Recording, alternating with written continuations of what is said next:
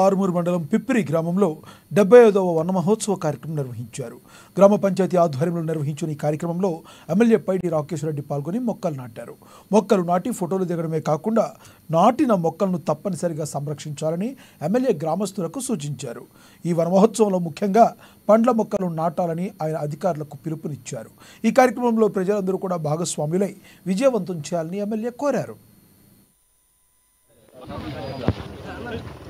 ఆదర్శం ఏదైనా ఆశయం ఏదైనా కరెక్ట్ ఇంప్లిమెంట్ చేస్తున్నామా లేదా అనేది ముఖ్యము.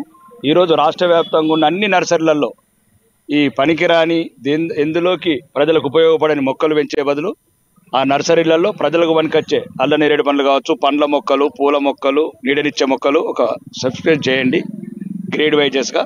ఫస్ట్ ఈ పల్లెలలో ముఖ్యంగా కావాల్సింది, ఈ పల్లెలలో కూడా ఈ కోతుల బెడద ఎక్కువైపోయింది ఈ ప్రాంతంలో, ఎందుకంటే అడవులన్నీ నశించినాయి కాబట్టి. ఇప్పుడు ముఖ్యంగా పండ్ల మొక్కలు, మర్రి చెట్లు, రావి చెట్లు, సంవత్సరాల తరబడి, వందల సంవత్సరాల తరబడి ఉండే చెట్లని నాటించడానికి ప్రయత్నం చేయండి.